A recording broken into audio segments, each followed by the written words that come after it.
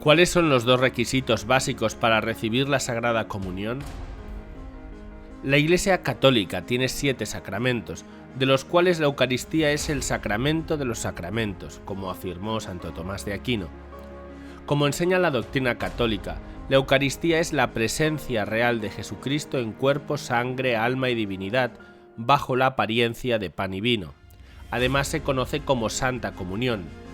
Comunión proviene del latín communio, que significa estar en unión con. El Catecismo de la Iglesia Católica señala en su numeral 1331 que a la Eucaristía se le refiere con este nombre porque por este sacramento nos unimos a Cristo, que nos hace partícipes de su cuerpo y de su sangre para formar un solo cuerpo. Asimismo afirma en el numeral 1419 que quien acoge a Jesús en la Eucaristía recibe también la prenda de la gloria que tendremos junto a Él. La participación en el santo sacrificio nos identifica con su corazón, sostiene nuestras fuerzas a lo largo del peregrinar de esta vida, nos hace desear la vida eterna y nos une ya desde ahora a la Iglesia del cielo, a la Santa Virgen María y a todos los santos, añade. Además, en el numeral 1416, la Iglesia también enseña que recibir la Eucaristía acrecienta la unión del comulgante con el Señor, le perdona los pecados veniales y lo preserva de pecados graves. Recibir la comunión puede transformar la vida espiritual de la persona. Por eso, en su exhortación apostólica Evangelii Gaudium, el Papa Francisco señaló que este sacramento no es un premio para los perfectos, sino una poderosa medicina y alimento para los débiles. Al mismo tiempo, la Iglesia se basa en las Escrituras al establecer los requisitos para recibir la Sagrada Comunión, porque como dice San Pablo, por tanto, quien coma el pan o beba el cáliz del Señor indignamente, será reo del cuerpo y de la sangre del Señor. Examínese pues cada cual, y coma así el pan y beba el cáliz, pues quien come y bebe sin discernir el cuerpo, come y bebe su propia condenación. En este sentido, la Iglesia enseña que hay 2 requisitos básicos que los católicos deben cumplir para recibir dignamente la Sagrada Comunión. El primero, estar en gracia de Dios.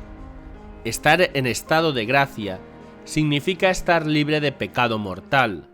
Como dice el Catecismo en el numeral 1415, si uno tiene conciencia de haber pecado mortalmente, no debe acercarse a la Eucaristía sin haber recibido previamente la absolución en el sacramento de la penitencia. ¿Qué es un pecado mortal? El Catecismo explica que éste destruye la caridad en el corazón del hombre por una infracción grave de la ley de Dios, aparta al hombre de Dios, que es su fin último y su bienaventuranza, prefiriendo un bien inferior. Para que un pecado sea mortal, uno debe ser consciente de que el acto es pecaminoso y cometerlo conscientemente de todos modos. Entre los pecados mortales están el asesinato, adulterio, fornicación, actos homosexuales, robo, aborto, eutanasia, pornografía y aprovecharse de los pobres. La Iglesia enseña que faltar intencionalmente a misa en un domingo o día de precepto, cuando uno puede asistir, también es un pecado mortal. El Código de Derecho Canónico de 1983 enfatiza en el canon 916 este requisito para recibir la Sagrada Comunión.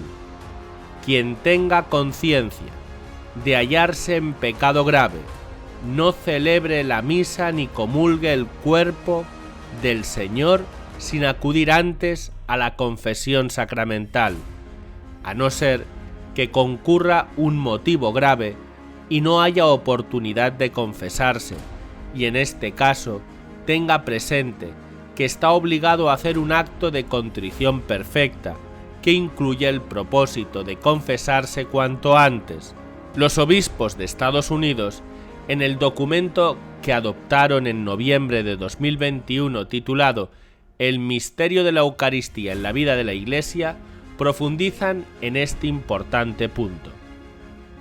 Recibir el cuerpo y la sangre de Cristo en estado de pecado mortal representa una contradicción, afirma el documento.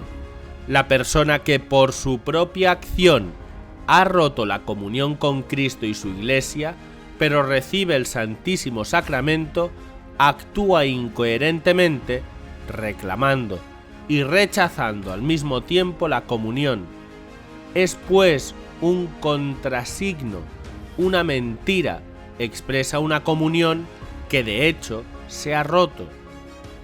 En ese sentido, el documento explica que el sacramento de la penitencia nos brinda la oportunidad de recuperar el don de la gracia santificante y de ser restaurados a la plena comunión con Dios y la Iglesia.